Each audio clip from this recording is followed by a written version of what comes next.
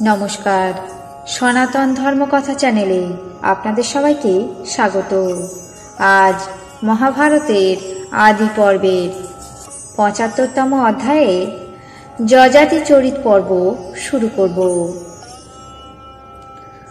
নারায়ণং নমস্কৃত্য নরং চৈব নরোত্তমং দেবীং সরস্বতীং ব্যাসাং ততো জয়ামুদীরয়েৎ।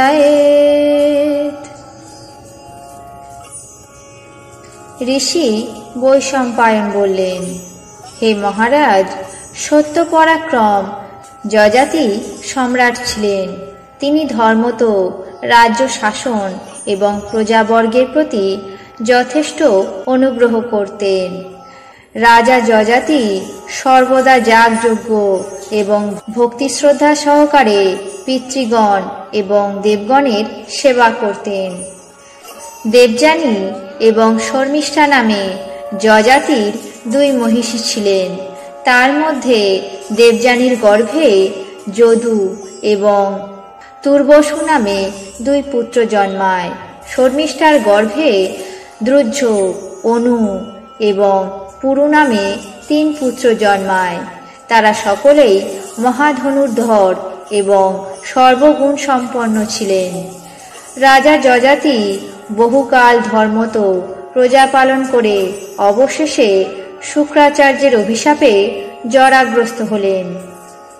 তখন তিনি সেই রূপনাশিনী ব্যাধির প্রভাবে ভোগ সুখে বঞ্চিত হয়ে পুত্রদেরকে সম্বোধন করে বললেন, হে পুত্রগণ, আমি তোমাদের যৌবনের মাধ্যমে যুবতীদের সঙ্গে বিহার করতে বাসনা করি। তোমরা সেই বিষয়ে আমাকে সাহায্য করো। এই কথা শুনে দেবযানীর জ্যেষ্ঠ পুত্র যদু বললেন, মহারাজ, আমাদের যৌবন দিয়ে আপনার কিভাবে সাহায্য করতে পারি, আজ্ঞা করুন। যযাতি বললেন, তুমি আমার ব্যাধি গ্রহণ করো আর তোমার যৌবন আমাকে দিয়ে দাও। আমি তা আমার ইচ্ছা অনুরূপ বিষয় সম্ভব করব। দীর্ঘ যজ্ঞ অনুষ্ঠানকালে মহর্ষি উশনার অভিশাপে কামাথ বিনাশিনী জরা আমাকে আক্রমণ করেছে। আমি তাই জন্য অত্যন্ত সন্তপ্ত হচ্ছি। অতএব হে পুত্রগণ, তোমাদের মধ্যে একজনকেও আমার এই জীর্ণ শরীর নিয়ে রাজ্য শাসন করো।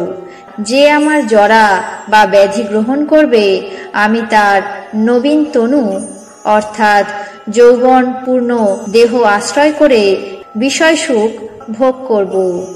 সেই কথা শুনে তার কোনো পুত্রই তার জরা বা ব্যাধি গ্রহণ করতে সম্মত হল না। অবশেষে কনিষ্ঠ পুত্র পুরু বললেন, হে মহারাজ, আপনি আমার নবযৌবন সম্পন্ন সুকুমার শরীর আশ্রয় করে আপনার অভিলাষ অনুরূপ বিষয় ভোগ করুন। আমি আপনার জরা নিজের শরীরে ধারণ করে রাজ্য শাসন করব। পরে রাজা যযাতি তপবলে পুত্র শরীরে নিজের জরা বা ব্যাধি সঞ্চারিত করলেন। তারপর রাজা যযাতি পুরুর বয়স লাভ করে যৌবনশালী হলেন এবং পুরু তার পিতার বয়সের প্রভাবে জরাগ্রস্ত হয়ে রাজ্য শাসন করতে লাগলেন।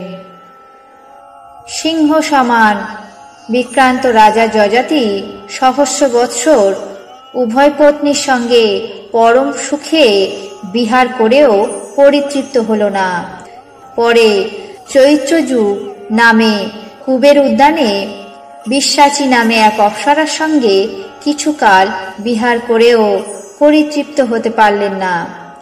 তারপর অবশেষে মনের মধ্যে এই পৌরাণিক গাথা অনুধান করলেন। কাম্য বস্তুর উপভোগে কামের উপশম হওয়া দূরে থাকুক, তা প্রত্যুত ঘৃত সংযুক্ত বহ্নির মতো ক্রমশ বাড়তে থাকে। যদি একজন এই রত্নগর্ভ পৃথিবী সমুদয় হিরণ্য সকল পশু এবং সমস্ত মহিলা উপভোগ করে, তবুও তার তৃপ্তি লাভ হওয়া সম্ভব নয়। অতএব শান্তির পথ অবলম্বন করাই শ্রেয় হবে। লোক যখন কায় মনোবাক্যে কারো অনিষ্ট চেষ্টা না করে, তখনই সে ব্রহ্মতুল্য হয়। রাজা যযাতি বৈরাগ্যের সারত্ব এবং কামের অসারত্ব আলোচনা করে পুত্রের থেকে নিজের জরা পুনরায় গ্রহণ করলেন এবং তার যৌবন তাকে সম্প্রদান করলেন।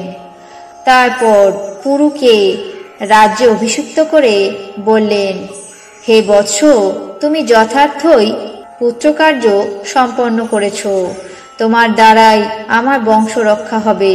অতএব তোমার বংশ পৌরব বংশ বলে বিখ্যাত হবে। মহারাজ যযাতি এই বলে তপস্যায় মনোনিবেশ করলেন। পরে অনশন ব্রত অবলম্বন করে দেহ ত্যাগ করে সস্ত্রীক স্বর্গে আরোহণ করলেন। আজ মহাভারতের আদি পর্বের ৭৫তম অধ্যায়ে যযাতি চরিত পর্ব এখানেই শেষ করছি। বাকি অংশ আগামী পর্বে পাঠ করে শোনাবো। আপনাদের কেমন লাগছে তা অবশ্যই কমেন্ট বক্সে জানাবেন। চ্যানেলটিকে সাবস্ক্রাইব করবেন, লাইক করবেন, শেয়ার করবেন। ধন্যবাদ।